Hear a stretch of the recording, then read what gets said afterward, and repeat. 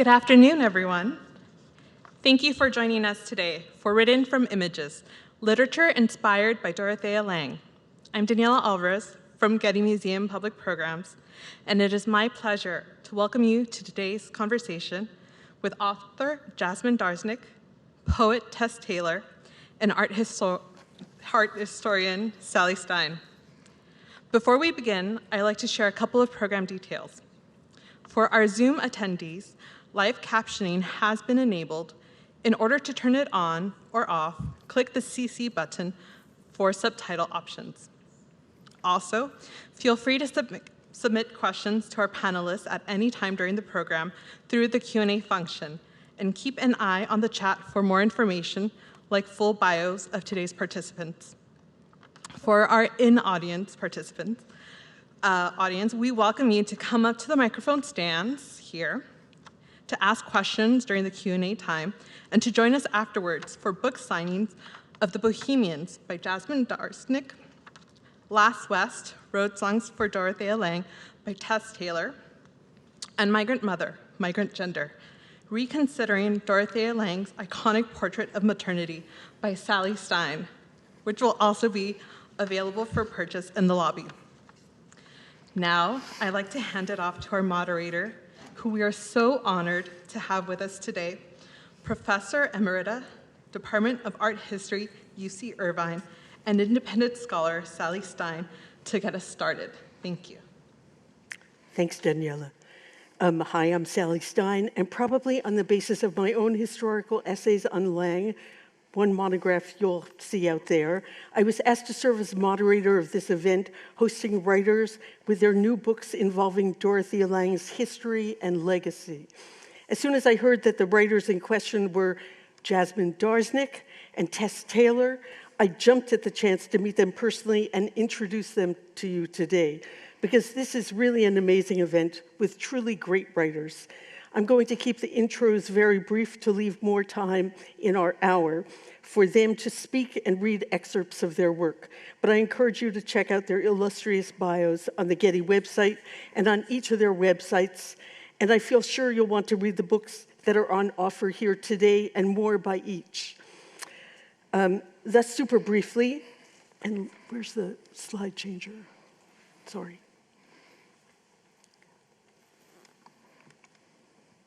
Oh, sorry. Super briefly, Tess Taylor is a most distinguished poet born and raised in California on the Hayward Fault, no less, which is how she grouped one of her 5 volumes of poetry with the title Rift Zone, which is also on offer in the lobby after this talk, which altogether, Rift Zone, gives us a chilling as well as exhilarating meditation on the many ways our lives are far less stable and more precarious than we usually like to think throughout California.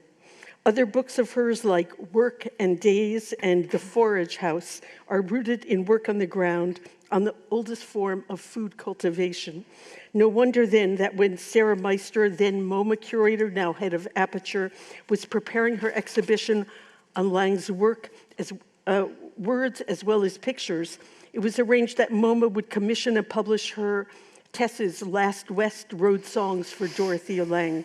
And I think this may be the only time that MoMA has ever published a poetry book. I'm not sure. It's not the only one, but it's... There was one on Frank O'Hara, perhaps, but very rare. So this is a huge honor. Her books have consistently garnered acclaim. Here's how Forrest Gander, Chancellor of the American Academy of Poets, lauded Road Songs. And I quote, "Last West tracks the not-so-distant past into the erupting present, taking on as many poetic forms as there are California topographies." And Jasmine Darznik, there, is Iranian-American author of 3 acclaimed books since she came of age in California, after amassing a slew of degrees, including one in law, before turning to fiction. I find that a really great pivot. 2 Darznik books relate to women of 20th century Iran, one being about her mother and her diasporic life in numerous countries and families, and the other being the most revelatory poetic biography of a scandalously bold Persian woman poet, also briefly a filmmaker. You can even see a little bit of the film on YouTube. Farrokhzad, yes, I nailed it in Farsi, whom we all need to know more about. I mean, I stayed up nearly an entire night reading that book, Song of a Captive Bird. Now Darshnik takes bold steps in this new, somewhat fictive imagining of Dorothea Lange during her first decade in San Francisco after she arrives from New York and Hoboken in 1918. There have been many writings about Lange, and most rush through her first decade, opening a portrait studio in San Francisco to get to her most famous period of work in the 1930s. Darshnik shows us how much we may have missed in our rush to the Great Depression, including the possibility of Lange's learning not only from such well-known bohemians like Maynard Dixon, and her descriptions of Lange and Dixon's initial attraction are the most romantic I've encountered. I have a sense that I understand much better what this first marriage was based on, which kind of fire and passion, even though in some ways it burned out at some point. And Imogen Cunningham, subject to the magnificent current retrospective here at the Getty, but also lesser-known figures, including people of color like Chinese-American Yi, who barely figures in other depictions of Lange's 1920s Bohemian era in San Francisco. Yet in Darshnik's novel, she becomes Caroline Lee, arguably Lange's most potent model of resilient self-invention. I decided to preface a demonstration of Darshnik's fine imaginative powers in rendering a bohemian community defying many norms by reading a brief passage from historian Linda Gordon's excellent biography of Lange, in which she sets the stage of Lange's studio based on the bare facts that do survive. Gordon is also drawing on Dorothea's friend's notes, Christina Gardner. And now I quote from Gordon. Lange also wooed her subjects with the elegant ambience of her first studio. You entered Lange's studio through the Tollerton Gallery. This is the Gordon book I'm quoting from. And now this is one of the images of the studio that Jasmine will talk more about. You entered Lange's studio through the Tollerton Gallery, passed to a courtyard with a semicircular pool and a fountain spitting water out of a lion's mouth. Then entered the studio through the French doors. The large reception room featured the fireplace Lange decorated the studio in bohemian style, with exotic arts and crafts objects scattered about, a taste she had picked up from photographer whom she apprenticed with in New York, Arnold Genthe, though Genthe started his photography career in San Francisco. She acquired a Russian samovar, and late every afternoon there was tea and tea cakes from a famous San Francisco baker, Epler's, for whoever dropped in. This was served graciously by Lange's receptionist, Yi, a beautiful Chinese, and in quotes, mission girl. That is, she had been educated in a Chinese Christian mission school.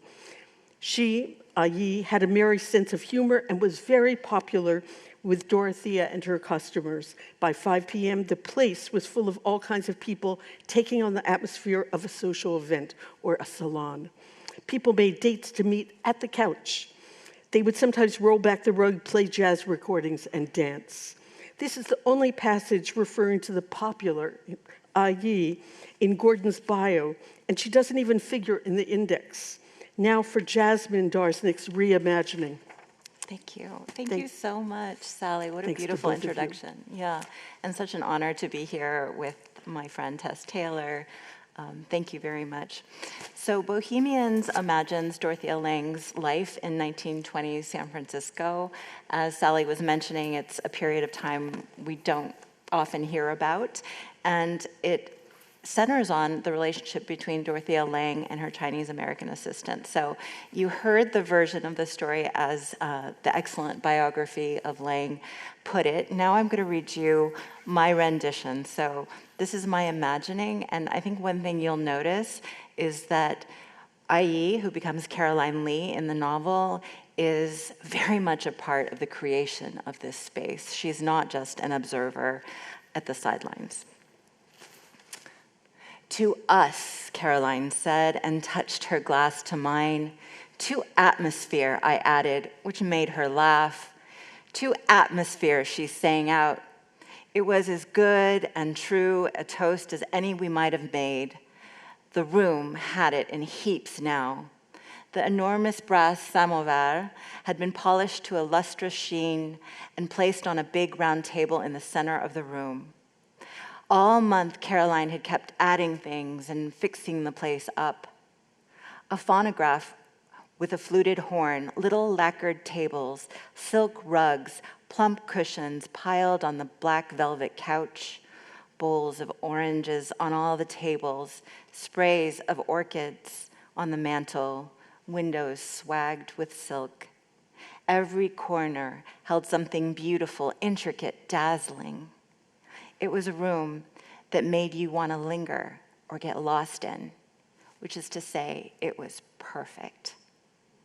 I loved it. Loved that it was beautiful, loved that it was ours, loved that we could share it with our friends. I hadn't been invited to many parties back in New York. I wasn't rich or artsy enough. I was determined to throw parties in the studio as soon as we got going. Big, glorious parties to which no so-called notables would be invited. That is, of course, unless they were also happened to be very nice and very, very fun.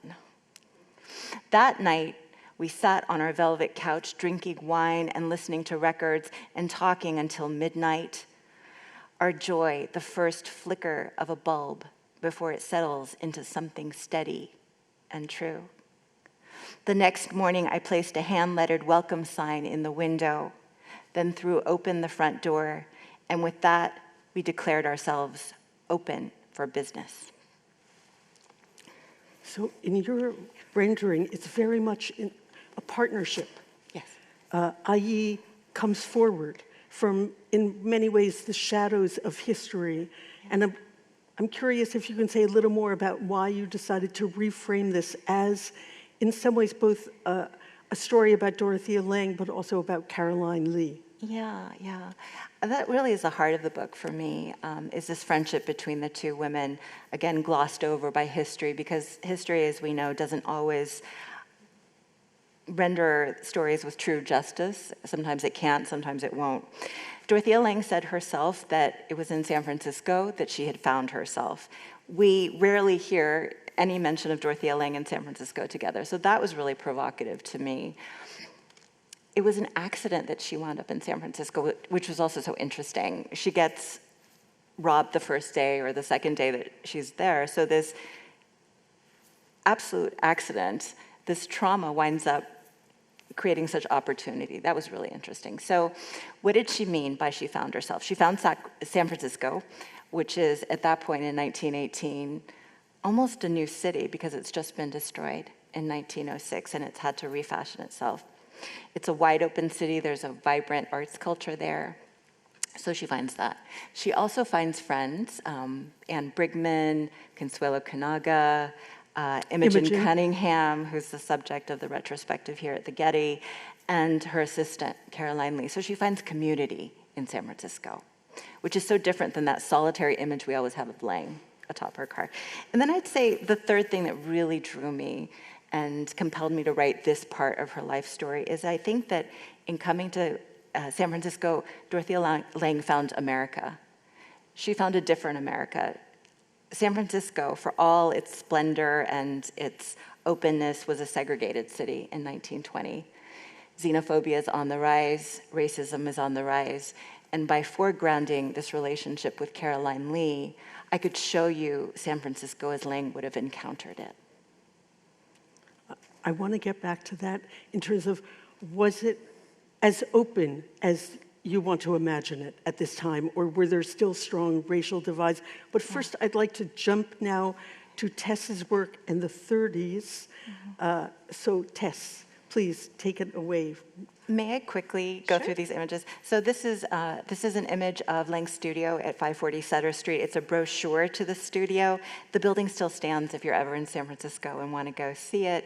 But it was a very, it was a bohemian place, but it was also a very posh place too, right across from Union Square. And Lange's subjects were the creme de la creme of San Francisco society. This is Dorothea Lange in her studio. It's the only photograph I've ever seen of her at 540 Sutter Street. She looks almost Victorian, so very different. She's got braids, it looks like pinned up in the long, long dress. This is one of the portraits Lang did of a subject who also became a friend, Edith Catton. The subjects of her portraits were very wealthy, but in many cases also they were very involved with the civic life of San Francisco, and Edith Catton was one of them. So I think you saw in the class of people Lang was photographing that they were deeply invested in the arts and in creating communities and fortifying the city in so many interesting ways. So one photograph of a subject of Lang's, and then this is just it's a gag, a portrait, really, a picture. There's a whole mess of really interesting people. Anne Brigman is kind of cheekily dubbed Anne of the Crooked Halo. Anne Brigman was a renegade photographer in the early part of the 20th century in the Bay Area, and they're paying homage, a cheeky kind of homage to Anne Brigman for her groundbreaking work. Dorothea Lange is one of the people sitting down, bowing at Anne Brigman's feet. And I think you can see from this picture a little bit about how much fun they had together, what glorious company they made when they came together. So my work picks up the Lang of the 30s, who is the iconic Lang. You know, the Lang on top of her car, alone on the road, the Lang who, you know, is driving home in the rain up Highway 1 and decides to circle back to find one more pea pickers camp and take this photo of migrant mother. You know, the Lang who comes down to us as capturing these people alongside the road. And of course, her life as a portraitist, you know, she just turns the angle of her looking differently. She expands the gaze. And, you know, the photos have been done a lot. What really calls me about Lang is this person who's got an eye for American paradox, and always is photographing the distance between who we really are and who we say that we are, often in very funny, cheeky ways. Like, I'm not sure these guys are ever going to catch the train, if we're honest with ourselves.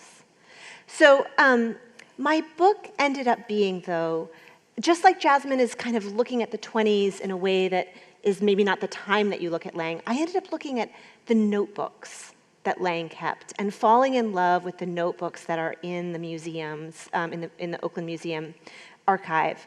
And the reason I did is because she has this very keen ear for language and detail, and she's really fascinated with the lives of people on the side of the road. And what I ended up doing was weaving her notebook entries into poems and also going the places she said that she went in her notebooks and writing her letters back from the present. So if you can imagine a collage that's Dorothea Lange's speakers on the side of the road in the 1930s, and then me going to Nipomo, California, now, and writing Dorothea Lange a letter back, you'll get a sense of the book. It's sort of a collage of characters. As we put together the book at MoMA, we wanted kind of non-iconic photos.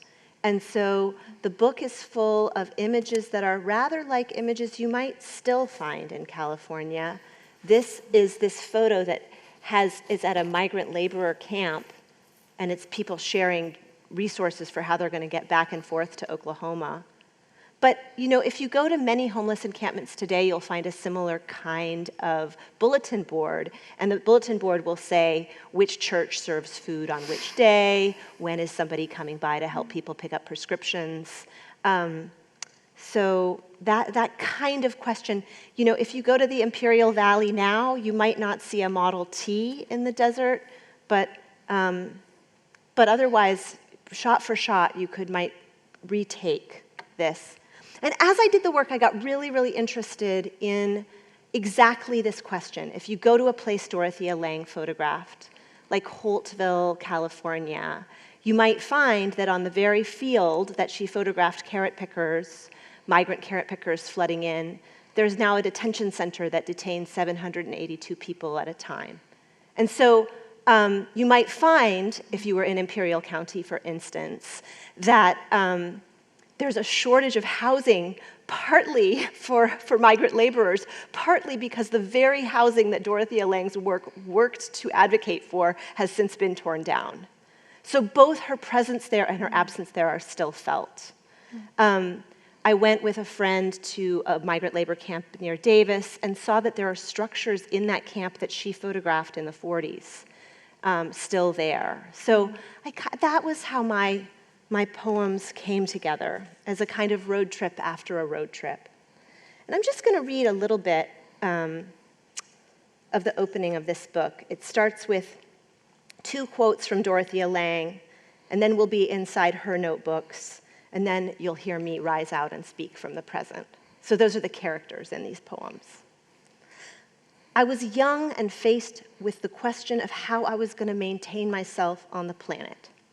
And of course, there were many things that were going on that I, in California, was not aware of. And that's Dorothea Lange's Oral History, 1964. So this is her notebook. Imperial Valley, 1935, and more. Road Songs, her 1935 notebook. Coachella, Calpatria, Neyland, Holtville, Calexico, El Centro, Brawley, Back Up 99, Edison, Tulare, Turlock, Modesto, Wesley, La Loma, Marysville, her scrawl, Date Palms near Mecca, A Desert Method, 1935, Single Man. You can't find any decent place unless you pay good money. What difference, what country, what state, what agency? Question, what does it mean to photograph home?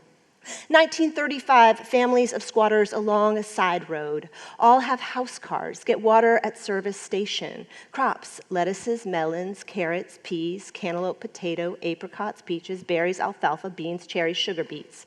Man, how you gonna get by on just $2 a day? Cotton, 3 men, 20 cents, half a row, $2 a day, potatoes no better. Man, wife, and kid, onions, 160, hay job, 25 cents an hour. Imperial Valley, more refugees outside. 1937, man, if I had anything to go back for.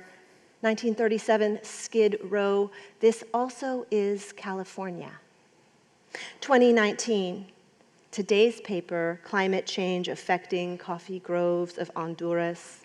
1937, man, I wouldn't undertake to farm this land no more. Abandoned houses, abandoned soil, the government camp, the trading center, Main Street in Marysville, cabin for rent, Graflax #1, note to self, get wide angle lens. And I'll stop right there. Wow. I'm interested now to think about why suddenly she wants a wide-angle lens, and I think it's because she wants to be able to move close to get portraits. Here she's still using a normal to somewhat longer lens, but she's also wanting to get the context. By the mid-30s, she's really thinking about how can I combine the portrait and the landscape, and to think about the interactions between the two. As you were reading, I was also thinking, wow, let's get some rappers to take your text now and do new kinds of music about California then and now. Even in terms of her thinking back into the city of this is also California, and thinking today about how much, if we really talk about the problem of home, we have to stop looking away from all the tents on the street that we find here in Southern California, especially in LA County. I want to, though, ask both of you a question about what initially drew you to Lange, and also then for each of you, why did you think the 20s would be the most rich, fertile ground, and for you, the 30s? Do you want to take it first? Why don't you start? Well, for me, actually, I came back to the town I grew up in and had a child. And as you have a child, you have to circle the block. And I'd lived in New York, and I thought that the town that I grew up in, El Cerrito, California, maybe didn't have anything interesting about it. But then I learned that Dorothea Lange had photographed it in the 1940s and actually had wanted to do a photo essay on El Cerrito as a kind of bungalow housing that people got into off the road, as a site of this great migration to the shipyards, and also as a ground zero for Japanese internment. all of which was happening at the same time, a kind of great tide of hopeful arrival and also a really catastrophic crime. And suddenly I was able to see the town I grew up in a new way. It was like she blessed it by seeing it for me. But I think also I worked backwards to the 30s for exactly the reason that Sally proposed, which is we're living through an enormous crisis of shelterlessness, the magnitude of which is incredibly painful and difficult to look at. And really, the only person who felt to me like she helped me understand what a visual language or an accounting of this moment and its real horror, but also its real need for our empathy and its call to remember human dignity. You know, she popped up in my mind, and I thought, that's when she started to sit on my shoulder. And I was like, Dorothea, tell me, what are we supposed to do with this moment? Come, let's talk. And that was how that began. All right, it's difficult to trace a project back, but I think really it started by learning about a place called Montgomery Block. So where the Transamerica Pyramid stands now, there was once a 4-story artist colony. It didn't start out as an artist colony, but it was sort of the left bank of Paris in San Francisco in the 1920s. So I became enraptured by this place, and then I went looking for people whose lives had intersected with Montgomery Block in that scene. And I came to Dorothea Lange through Maynard Dixon. And I knew pretty quickly that my main character had been cast. I knew I wanted to write about Lange. I did not know that much about her before, but it struck me as so interesting that she comes to San Francisco, is robbed, no resources.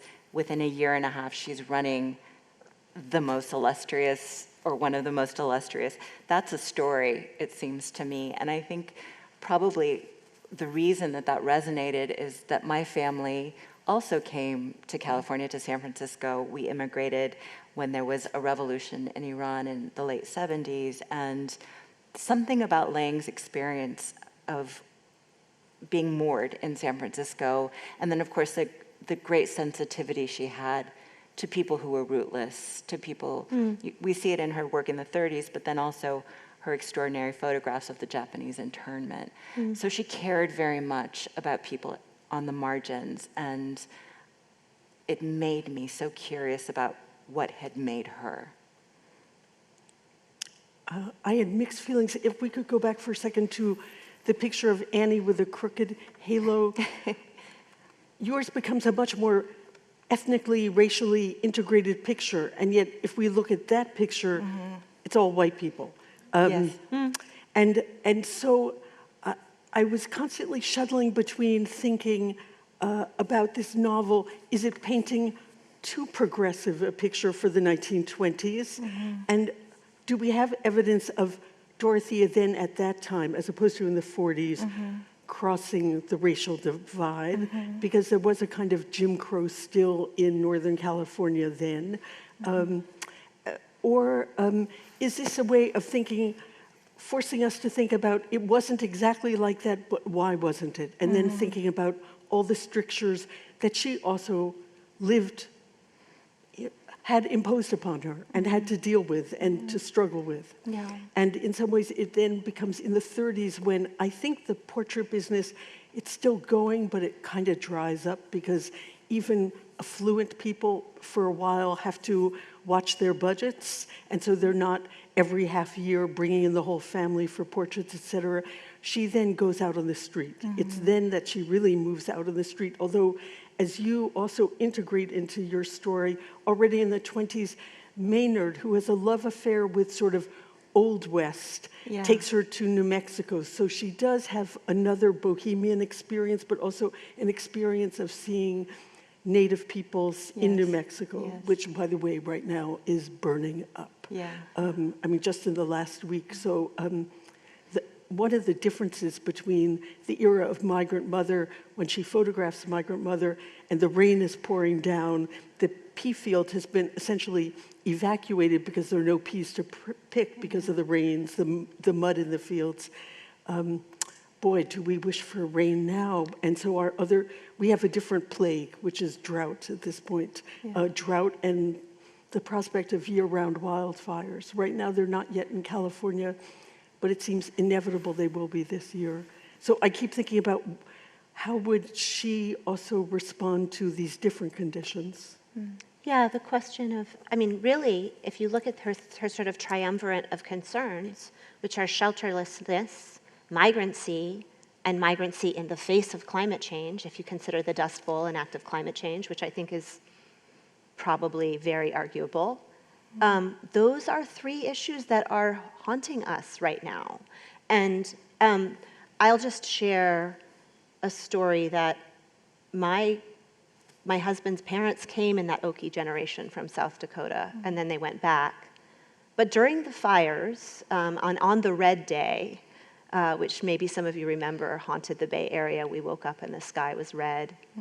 I found myself packing the car as fast as I could, and when we crossed the Sierra Nevada and couldn't see them, and the AQI in Tahoe was 400, we looked at each other and we just drove on to South Dakota.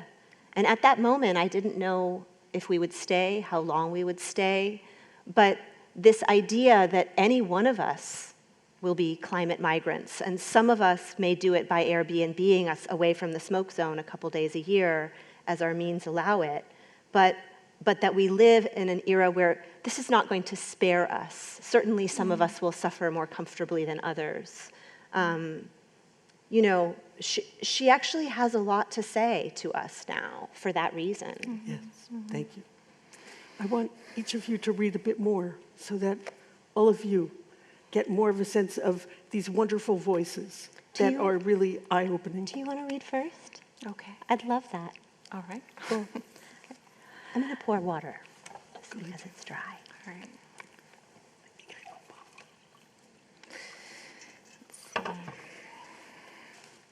All right, so in the novel, Caroline and Dorothea come together, build the studio, and then something terrible transpires and they're split. They have to split from each other. And there's a reunion that happens late in the novel.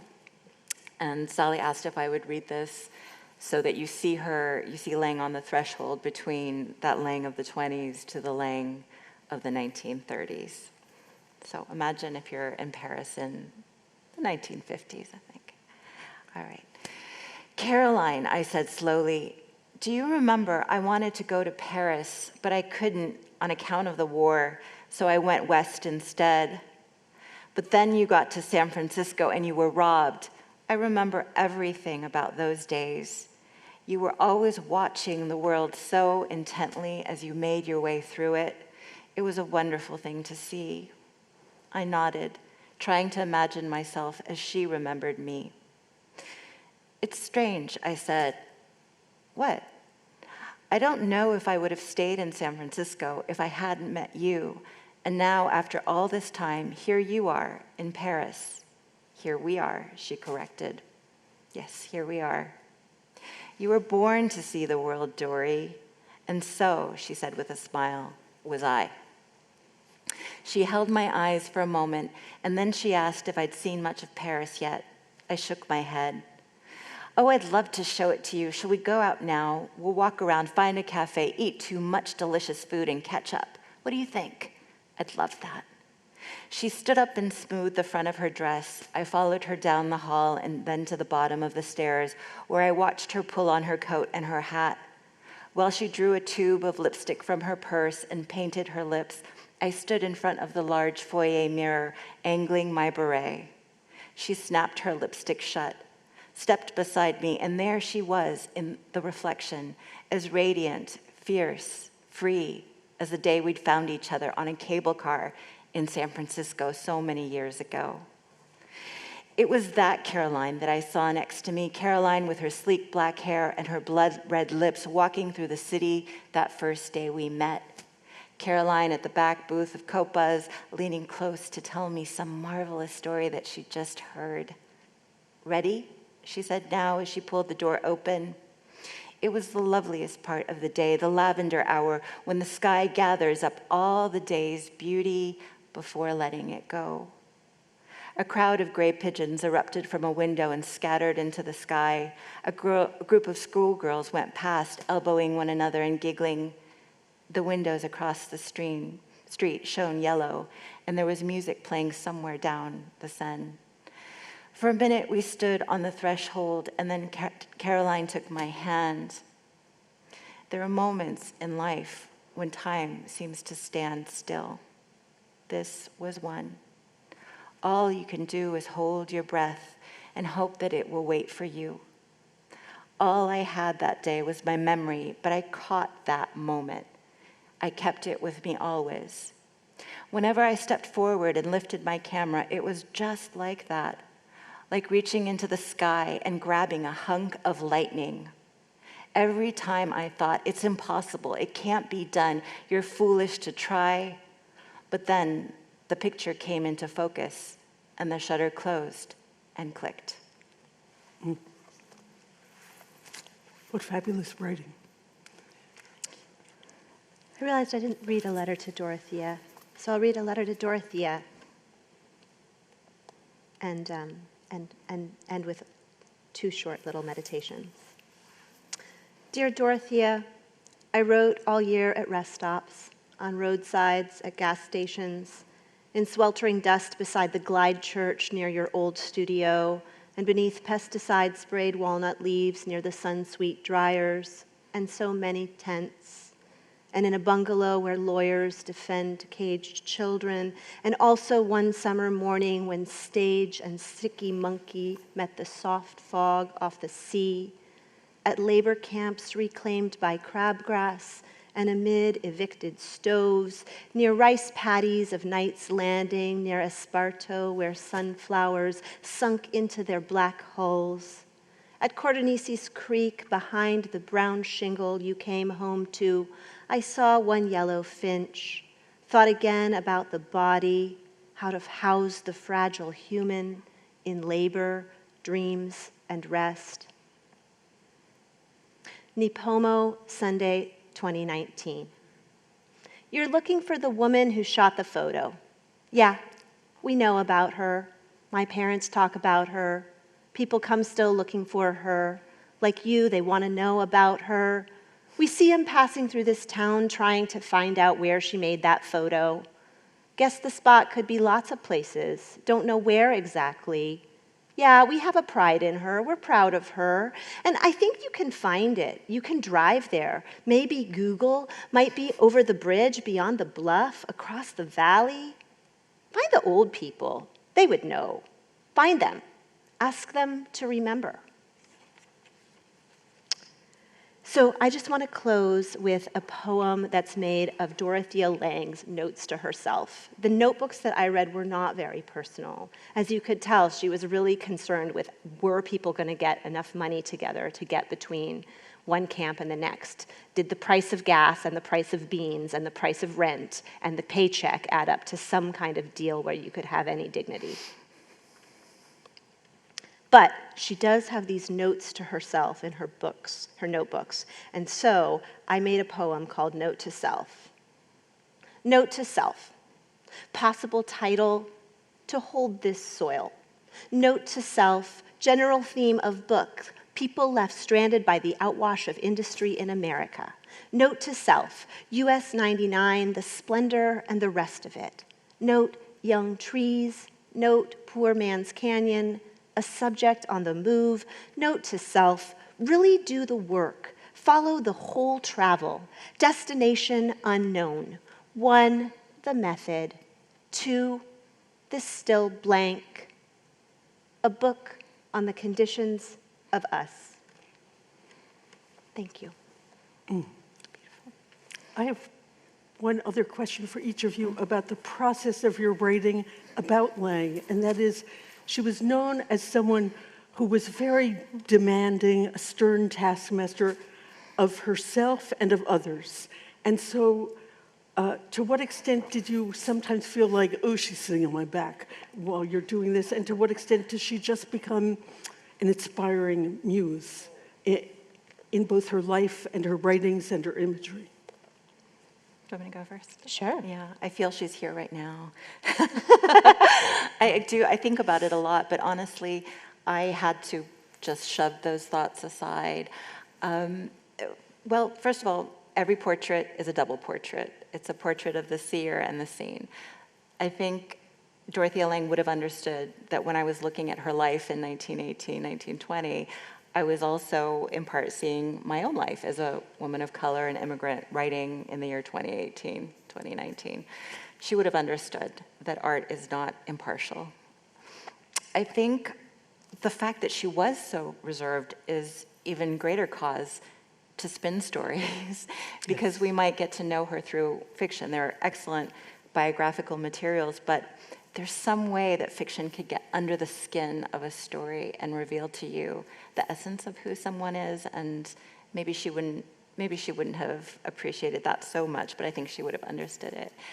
And then there's this final thing where I felt that in sum, when you looked at Bohemians at the end of, having read it, that hopefully you would see that it embraces her ethos about art as a way to make the invisible seen. So in looking at her life, I was looking for those places, those invisible patches, and I was trying with story to make them seen. So I hope that wherever she is, if she's anywhere, she would recognize that my writing was very much animated by the same aspirations I think hers was. Her photographs, excuse me. And also her writing. And also her as writing. Tess has pointed us to. It was hard for me. What I felt so deeply was this sense of seeking from her a way to understand, and of looking through her a little bit as if she crystallized this lens on California and on who we are that clarified it for me so much. Even my town, I grew up in a generation where some of our grandparents had been in concentration camps, and then some of our grandparents had been in internment camps. And how had that come to be? I lived in a place where the segregation that was left behind by the shipyards being desegregated, but then the racism kind of hardening into the neighborhoods was really palpable. And so there was this kind of backstory of California, and more than feeling like she was on my shoulder dictating, it was like she was helping me to clarify how I could look at my own life and make sense of it. And so, yeah, I know that she has a reputation for being a hard and judgy person, but privately. But I also felt that she was just urging me, think about this harder, try a little harder. And I loved that. And I think she would have loved that. We only have a little time for questions, and I have to figure out how to use this. But also I invite you to all come up and ask questions. And can you also take us to the last slide? Sure. One question is, any familiarity with the novel by Marisa Silver called Mary Coyne, a reimagining of the life of Dorothea Lange and the woman in the migrant mother photo? Before I knew of your books, this one gave me an insight into Lange and the period. In learning about Lange for your writing, were there any surprises that changed how you wrote about her? Okay. I do know of the novel Mary Coyne, and that takes us to Lange of the 1930s. So I knew there was one version of that story, and all the more reason to go into the 1920s, which felt unexplored. Lots of surprises. I think that love affair with Maynard Dixon, is, again, thinking of Lange, there's something maybe a little forbidding about her. She had a very deep love with her second husband, and I think it was absolutely, that marriage was a very true love that she had to Paul Taylor. But Maynard Dixon, I mean, if you look at pictures of Dorothea Lange, even till the end of her life, she's always wearing these silver cuff bracelets. Those are bracelets that Maynard Dixon gave her when they were courting, when she was just a young woman. And I think it says something that love, that first love, that headlong rush into love, which was also a discovery of art and, you know, the romance of an artist's life, all of that left a really deep imprint. So it did a bit contradict a certain image I had of her, that she would be as sort of reckless as she was in falling in love with, I mean, really, he was really something of a bad boy. A bad boy. He was a bad boy, yeah. He was a bit of a Yeah. bad boy, yeah. I mean, And it's an driven, interesting- and with his own demons, and with past lives and past wives. Yeah. And already a daughter who was troubled by these past lives and wives. Actually, that's also another story about how difficult time she had with Kanzi, Yes. the Maynard's daughter. But also, if one goes on to read some of the biographies, she had a difficult time with her own children as well, and also with Paul Taylor's children, because they made a blended family. And I've tried to argue, I think that also is, as you said, every picture is both a projection and a new seeing. I think there's a lot of projection in Migrant Mother as well that makes it a more complicated picture than we sometimes tend to see in Migrant Mother. That she had very strong conflicts about, do I want to be home or in the world? I'm trying to see about other. Someone asked about what one could find near Davis, both in the library but also in the landscape around Davis, and perhaps. Yeah. There's actually a poem in this book, I 80 Towards Winters. There's Gridley. There's a lot. The best way to do it is actually, I think that these notebooks that I worked with are digitized, and you can see where she was traveling when. So she was making these incredible trips up and down the coast of California. And really, I mean, in a Model T type car, sometimes with a companion or an assistant, but driving many, many hours. I drove from Berkeley to the Imperial Valley a couple times and was just really struck by what an incredible journey that would have been in the 1930s, and did make some trips to Davis and to the kind of farming towns around Davis, Winters, for instance. But the notebooks really are actually a wonderful chronology of her going thing to thing to thing, and you see what an intense schedule she kept up. My gosh. Also online, available to anyone who goes online at the Berkeley's Oral History of Californians. There's a very long, wonderful interview with her, which is extremely revealing, in which I think she's quite self-critical at times, and even says about her first marriage and love with Maynard, which probably wasn't her first love, but she probably had some romances as a late teen, in her early 20s back in New York, but says, because he was over 20 years older than she was, that she didn't know how to sort of maintain her own in that relationship, but it was a very important relationship. We're going to end soon because I want to have time for those of you who want to buy books and have them signed by the writers. And one of the authors has to leave very soon. But I thought this was a great way to end with this image by Rondell Partridge, who was also one of her drivers. I don't think there were any Model Ts they went around in. I mean, these were 30s cars. The Model Ts that the migrants used We should learn the name of that vehicle. That would be important to know. But future scholarship, everyone. Yes.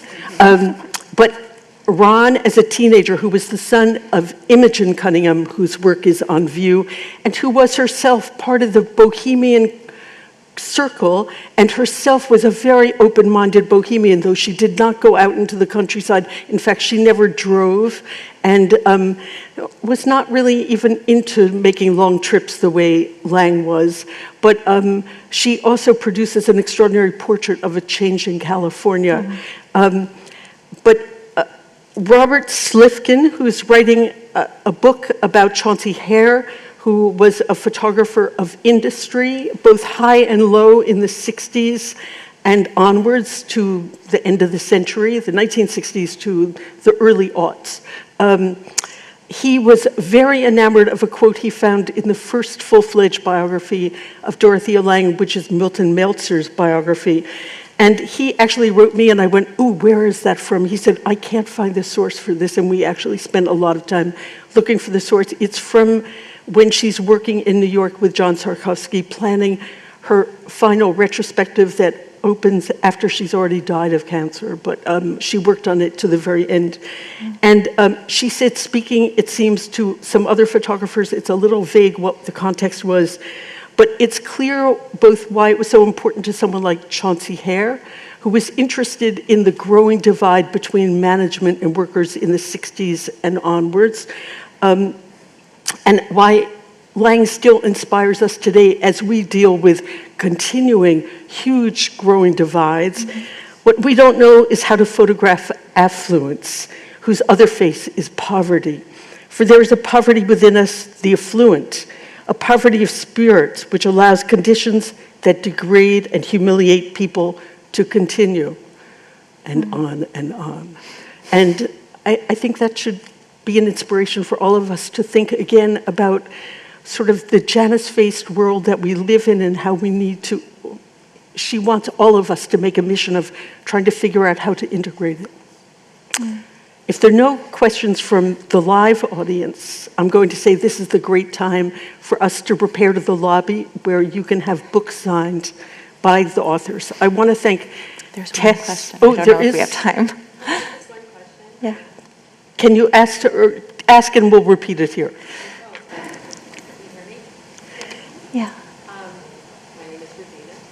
Hi, Regina. I know she had a disability, and for either of the authors, do you think that propelled her work in some way? I think it's really important to remember that about her. And you can, in the photo that was up, you could sort of see her leg folded a certain way. But I think it's really important that everybody understand that she wasn't able to get these photos quickly. There was a slowness of approach, there was waiting, and there was a lot of conversation with the people that she was talking to get them ready to be photographed.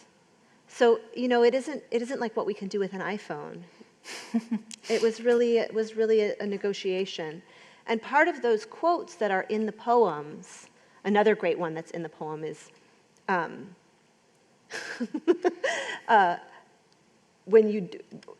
this country's a hard country. When you die, you're dead, that's all. Part of the reason she got people to say stuff like that and then write it down was because she was with them for a while. And was really willing to listen to their stories that took a while for them to feel like someone actually is listening.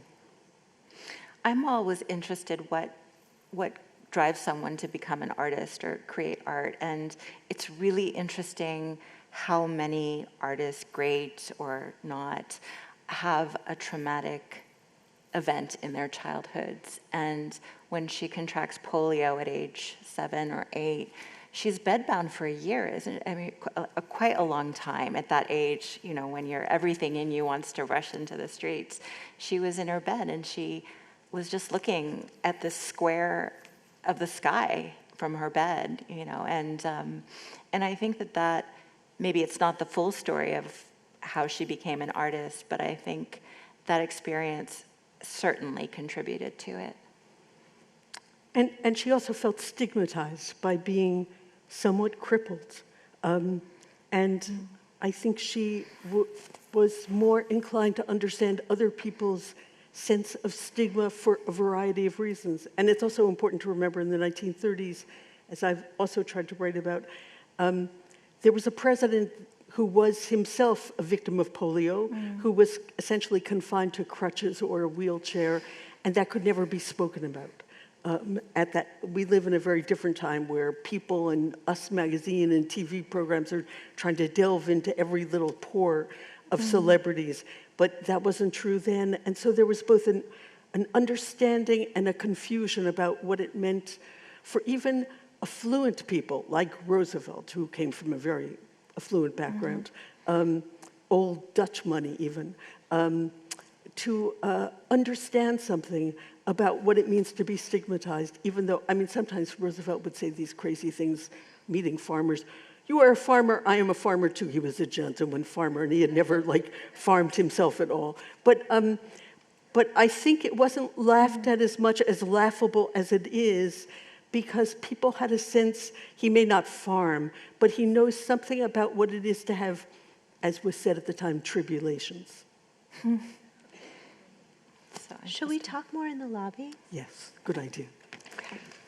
Thank I want to you. thank Tess Taylor, Jasmine Darsnick, Daniela Alvarez, also Paul Martineau for curating this fabulous Imogen Cunningham exhibition, which I urge any of you who have not seen to definitely make sure that you see it. It's really a terrific exhibition. Just this past week, in my opinion, our leading art critic, Christopher Knight, wrote a rave review, and he's not inclined to raves often, of this really gives you a sense of what it is to have an extraordinary vision that can find the extraordinary in the ordinary.